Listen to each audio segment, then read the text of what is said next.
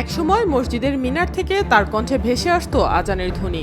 সাদামাটা জীবনে মসজিদের মুয়াজ্জিন হিসেবে দায়িত্ব পালন করতেন তিনি। অথচ সময়ের সঙ্গে সেই মানুষটি হয়ে ওঠেন ঢাকায় চলচ্চিত্রের পর্দা কাঁপানো খলনায়ক। 90-এর দশকে ভয়ঙ্কর সব নেতিবাচক চরিত্র অভিনয় করে দর্শকের মনে আলাদা জায়গা করে নেয়া সেই অভিনেতাই আশরাফুল হক ডন। 1971 সালে বগুড়ায় জন্ম ডনের। 10 ভাই বোনের মধ্যে সবার ছোট তিনি। বগুড়া থেকে ঢাকায় এসে পরিচালক সোহানুর রহমান সোহানের সঙ্গে পরিচয় হয় তার। সোহানের হাত ধরেই চলচ্চিত্রে অভিনয়ের সুযোগ পান ডন। লাভ ছিল তার অভিনীত প্রথম চলচ্চিত্র, তবে তার মুক্তিপ্রাপ্ত প্রথম সিনেমা কেয়ামত থেকে কেয়ামত।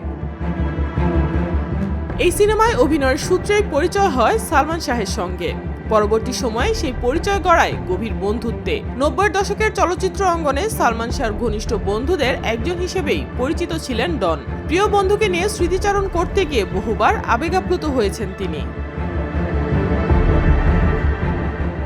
সালমান শাহ অভিনীত 27টি চলচ্চিত্রের মধ্যে 24টিতেই খলনায়কের চরিত্রে অভিনয় করেছেন ডন। এ জীবন তোমার আমার, বিক্ষোভ, তোমাকে চাই, বিয়ের ফুল, জীবন সংসার, মহামিলন সহ বহু সিনেমায় তার নেতিবাচক চরিত্র দর্শকের নজর কাড়ে।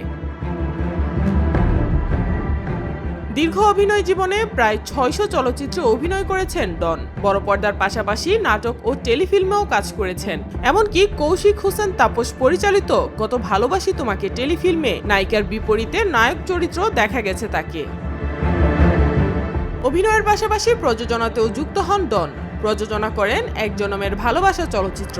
সামাজিক কর্মকাণ্ডেও যুক্ত ছিলেন তিনি এবং একসময় বাংলাদেশ চলচ্চিত্র শিল্পী সমিতির ক্রীড়া ও সাংস্কৃতিক সম্পাদকের দায়িত্ব পালন করেন।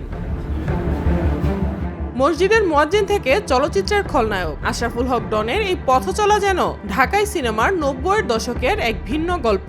পর্দায় খলনায়ক হলো বাস্তব জীবনের এই ভিন্ন পরিচয়ই তাকে অন্যদের থেকে আলাদা করে তোলে। সাইমা আক্তার, নিরপেক্ষ। নিরপেক্ষ, সত্য প্রকাশে আপোষহীন।